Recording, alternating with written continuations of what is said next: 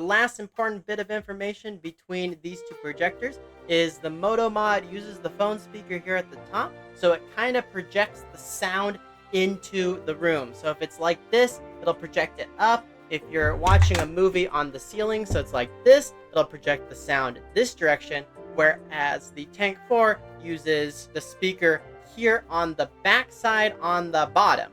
So if you have it pointed up at an angle at the wall like this, it's actually shooting the sound down and forward, so down kind of towards the wall. And if you have it lying perfectly flat like that, then it's just shooting the sound straight into the table. So this one, you kind of get the sound out into the room, and this one, you kind of get it reflected off of whatever surface you set the Tank 4 projector on.